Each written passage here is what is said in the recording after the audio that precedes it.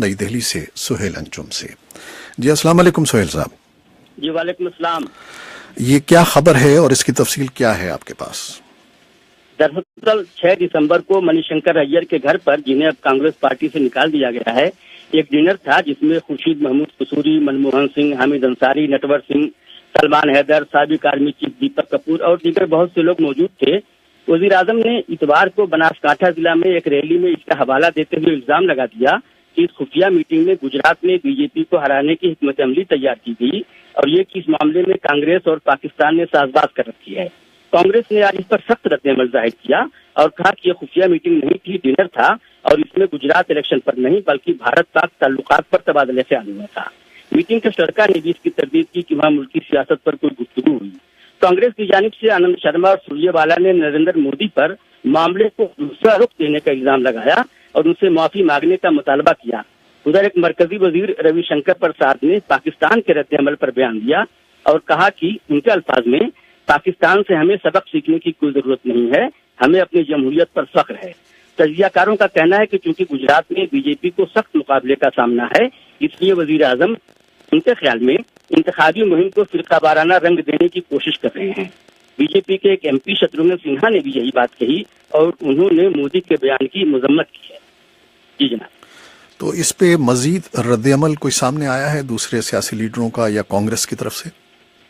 کانگریس کی طرف سے تو سخت رد عمل ظاہر ہوا ہے اور انہوں نے یہ اعلان کیا ہے کہ 15 دسمبر کو جب پارلیمنٹ کا سرمائی اجلاس ہوگا تو ہم اس میں اس معاملے کو اٹھائیں گے اور وزیر اعظم سے معافی مانگنے کا مطالبہ کریں گے۔ انہوں نے یہ کہتے تھے کہ یہ خفیہ میٹنگ تھی، یہ ڈنر تھا، کیا اب ہمیں ڈنر کے لیے بھی حکومت سے اجازت دینے کی ضرورت ہوگی؟ بلکہ کانگریس نے تو یہاں تک کہا ہے کہ بی جے پی نے پاکستان سے ساز باز کر رکھی ہے۔ کانگریسی لیڈروں کا کہنا ہے کہ بی جے پی پٹھان کوٹ ایئر بیس پر حملے کے بعد بی جے پی حکومت نے ہی آئی ایس آئی کے اہلکاروں کو وہاں کا دورہ کرنے کی اجازت دی تھی۔ تو اس طرح سے الزام اور جوابی الزام کا سلسلہ بہت تیز ہو گیا ہے، جس کی وجہ سے دلی میں بھی اور گجرات میں بھی سیاسی حدت میں بہت شدت آ گئی ہے۔ بہت شکریہ سہیل انجم۔ تو یہ نئی دہلی سے ہمارے نمائندے تھے سہیل انجم، جو بتا رہے تھے کہ بھارتی وزیر اعظم نے الزام لگایا ہے کہ بھارتی گجرات میں بی جے پی کو شکست دینے کے لیے کانگریس نے پاکستان سے ساز باز کی ہے، اور اس پر رد عمل لینے کے لیے ہم چلتے ہیں اسلام آباد، جہاں ہمارے نمائندے ہیں محمد اشتیاق۔ جی اشتیاق، آپ کے پاس کیا خبر ہے؟ جی، بھارت کے وزیر اعظم نریندر مودی کے جو الزامات تھے اس پر پاکستان کی طرف سے آج سخت رد عمل سامنے آیا ہے۔ پاکستانی وزارت خارجہ کے ترجمان محمد فیصل نے سماجی رابطے کی ویب سائٹ ٹویٹر پر اپنے ایک پیغام میں کہا کہ پاکستان کو بھارت کی جو انتخابی مہم ہے اس کے اندر نہ گھسیٹا جائے، اور ان کا یہ کہنا تھا کہ گجرات کے انتخابات میں پاکستان کی طرف سے جو مخالفت، پاکستان کی طرف سے پاکستان پر جو مداخلت کے الزامات لگائے گئے ہیں وہ قطعی طور پر بے بنیاد ہیں اور ان میں کوئی حقیقت نہیں ہے۔ انہوں نے یہ بھی کہا کہ بھارت کی جو سیاستدان ہیں وہ اپنی کارکردگی کی بنیاد پر انتخابات جیتے، نہ کہ پاکستان پر الزام تراشی کر کے اس کو اس سارے معاملے میں لایا جائے۔ تو یہ ایک غیر معمولی طرح کا رد عمل تھا، کیونکہ عموماً بھارت کی طرف سے ایسا الزام بھی نہیں آتا کہ پاکستان کا کسی طرح کا کردار ہو سکتا ہے وہاں کی سیاست میں، اور پھر پاکستان کی طرف سے اس پر ایک رد عمل جو ہے وہ سامنے آیا ہے۔ تو کسی بڑی شخصیت کا بھی بیان آیا ہے اس بارے میں، کسی وزیر کا یا وزیر اعظم کی طرف سے یا ان کے دفتر کی طرف سے؟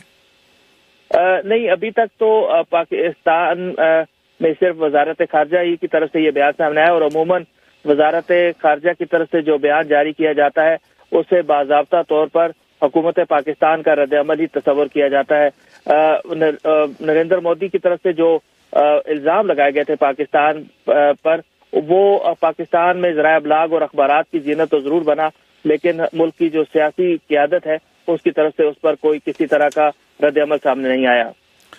بہت شکریہ۔ تو یہ اسلام آباد سے ہمارے نمائندے تھے محمد اشتیاق، جو بتا رہے تھے کہ وزارت خارجہ کے ترجمان محمد فیصل نے اس پر سخت رد عمل ظاہر کیا ہے پاکستان کی طرف سے۔ پاکستان میں سرمایہ کار سیاسی بے یقینی کے سبب پاکستان میں اپنا اعتماد کھو رہے ہیں اور اس سال کے کاروبار میں اسٹاک مارکیٹس 30% تک گر گئی ہیں۔ اس بارے میں اسلام آباد سے ناصر محمود کی رپورٹ۔ پاکستان کے سیاسی ماحول میں ہر گزرتے دن کے ساتھ تناؤ بڑھتا جا رہا ہے اور غیر جانبدار حلقوں کی طرف سے سیاسی کشیدگی میں اضافے کو ملک کے لیے مضر قرار دیے جانے کے باوجود صورتحال میں بہتری کے آثار دکھائی نہیں دیتے۔ حزب مخالف کی مختلف جماعتیں حکومت پر دباؤ میں اضافے کے لیے اتحاد بنانے میں مصروف ہیں، لیکن حکومتی عہدیداروں کا کہنا ہے کہ تمام تر سیاسی رکاوٹوں اور چیلنجز کے باوجود موجودہ حکومت اپنی آئینی مدت پوری کرے گی۔ ادھر حکمران جماعت مسلم لیگ نون کے قائد نواز شریف، ان کے 3 بچوں اور سمدھی اسحاق ڈار کے خلاف بدعنوانی کے الزامات کے تحت جاری عدالتی کارروائیوں اور حزب مخالف کی دوسری بڑی جماعت پاکستان تحریک انصاف کے سربراہ عمران خان کے خلاف مختلف الزامات کے تحت قانونی سرگرمیوں کے باعث بھی ان دونوں جماعتوں کے درمیان لفظوں کی جنگ جاری ہے۔ ایک عرصے تک اپنے خلاف مختلف مقدمات میں عدالت میں پیش نہ ہونے کے بعد حال ہی میں عمران خان بھی انسداد دہشت گردی کی عدالت کے روبرو پیش ہونا شروع ہوئے اور انہوں نے سن 2014 میں اسلام آباد میں اپنی جماعت کے احتجاجی دھرنے کے دنوں میں اپنے خلاف درج مقدمات میں سے دہشت گردی کی دفعات ختم کرنے کی درخواست کر رکھی تھی، جسے پیر کو عدالت نے مسترد کر دیا۔ اسی اثنا میں سابق وزیر خزانہ اسحاق ڈار کو مسلسل احتساب عدالت میں عدم حاضری کی بنا پر پیر کو عدالت نے اشتہاری قرار دے دیا۔ ان کے خلاف آمدن سے زیادہ اثاثے بنانے کا الزام ہے۔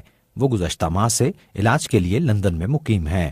رواں سال خاص طور پر جولائی میں سپریم کورٹ کے فیصلے کے نتیجے میں نواز شریف کی وزارت عظمیٰ کے منصب سے علیحدگی کے بعد سے یہ سیاسی کشیدگی بڑھنا شروع ہوئی تھی، جسے مبصرین آئندہ عام انتخابات کے لیے سیاسی جماعتوں کی طرف سے الیکشن کے لیے عوام کو متحرک کر کے اپنے موقف کی تائید حاصل کرنے کی کوشش قرار دیتے رہے ہیں۔ موجودہ حکومت کی 5 سالہ آئینی مدت آئندہ سال جون میں مکمل ہوگی اور اس طرح انتخابات اگست کے اواخر میں ہوں گے، لیکن آئندہ عام انتخابات کے انعقاد سے متعلق بھی شکوک و شبہات میں روز بروز اس بنا پر اضافہ ہو رہا ہے کہ تازہ مردم شماری کے بعد ضروری نئی حلقہ بندیوں کے لیے قانون سازی تاحال التوا کا شکار ہے۔ الیکشن کمیشن یہ کہہ چکا ہے کہ اگر جلد اس بابت قانون سازی نہیں ہوتی تو انتخابات کے بروقت انعقاد کے لیے وہ اپنا کام مکمل نہیں کر سکے گا۔ اس ضمن میں مجوزہ آئینی ترمیم قومی اسمبلی سے منظور ہو چکی ہے، لیکن سینٹ میں پیر کو بھی اس بل کی منظوری میں پیش رفت نہ ہو سکی۔ ایوان بالا میں حزب مخالف کی جماعت پیپلز پارٹی کی اکثریت ہے، جو مردم شماری سے متعلق اپنے تحفظات کی بنا پر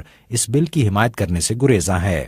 اس ساری صورتحال کے ملکی معیشت پر بھی کوئی اچھے اثرات مرتب نہیں ہو رہے اور کاروباری اس طریقے کی، چاہے وہ سیاسی ہوں چاہے وہ مذہبی ہوں، اور جس سے ملک میں معاشی اثرات پہ اثر ہونا شروع ہو جائے، وہ اوور آل ملک کے لیے بہت نقصان دہ ہوتا ہے، اور خاص طور پہ سرمایہ کاروں کے لیے، اور وہ پھر محتاط ہو جاتے ہیں آنے والے دنوں کے حساب سے۔ اور مارکیٹ میں کوئی آدمی اس وقت جو ہے اپنے بلبوتے پہ رسک لینے کے لیے تیار نہیں ہے، کیونکہ وہ یہ سمجھ رہے ہیں کہ حکومت بہت کمزور ہو گئی ہے اور ہر آنے والے دن پہ مزید کمزور ہو رہی ہے، جس کی وجہ سے یہ بحران ٹل ضرور سکتا ہے، ختم نہیں ہوا۔ ان کا کہنا تھا کہ اگر سیاسی بے یقینی اسی طرح سے جاری رہتی ہے تو کاروبار پر اس کے ناقابل تلافی اثرات مرتب ہونے کا خدشہ ہے۔